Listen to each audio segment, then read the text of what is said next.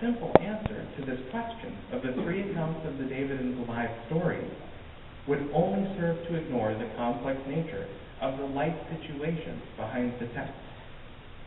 Simple solutions to this problem of the so-called problem of the three variant readings cannot be the best way to read and understand the text. It is one of many complexities in life that must be lived with rather than swept over. Another more practical example of a complexity that must exist in our lives takes the form of how we perceive other people. How do we interact with those whom society has deemed unfavorable? Well, at Vanderbilt University, I found myself enrolled in a class that met at the nearby Riverbend Maximum Security Prison. I took the course on the advice of the academic dean, who somehow had the foresight and knew that I would be in enough language and Bible classes in the future, and that I should take something out of the ordinary while I had the chance. I thought I knew what to expect as I passed through the security checkpoints of the prison, which I might add makes the current TSA pat-down seem like a friendly hug. I expected that my new classmates included men convicted of some pretty terrible crimes, and we, a bunch of divinity school students, were now on their turf. Hardened criminals, I thought, who were given the opportunity to take a class at a school to which I had to work really darn hard to even gain admission.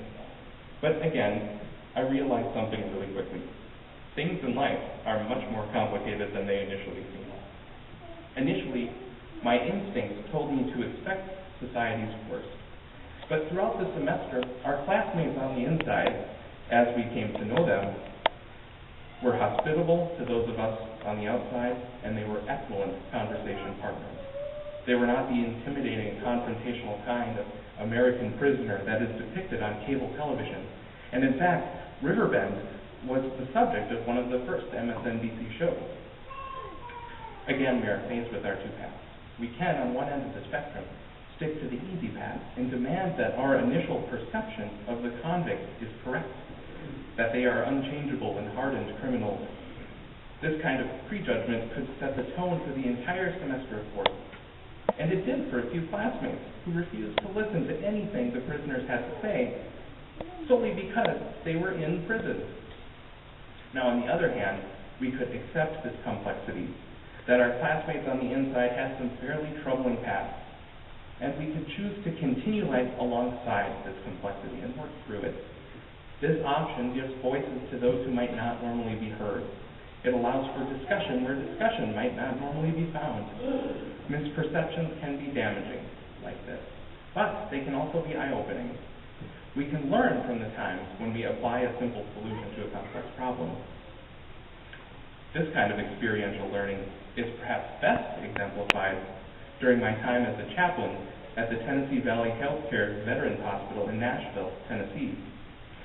While I was there, I developed a reputation amongst the staff on the second floor north and the intensive care unit.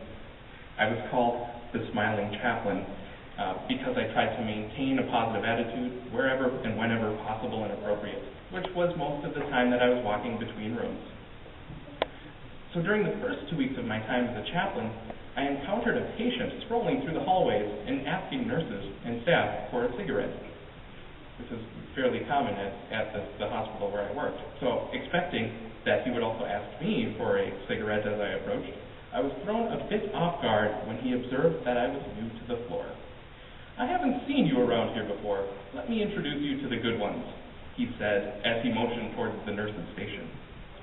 After introducing me to everybody on the floor, we spoke for a while.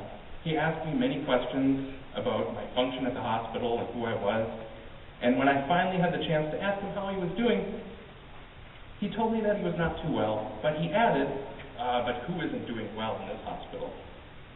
His spirits were high, and he told me he was heading home in a few days. I tried to be encouraging. I tried to be optimistic. And by all measures, it was a successful visit, as he thanked me for coming and listening. I thought he would be heading home soon, like he told me, so I didn't pay too much attention the rest of the day to the visit. Well, I found out later that day that he actually had stage 4 lung cancer and was not expected to live through the month. Things weren't quite as optimistic as I had initially perceived.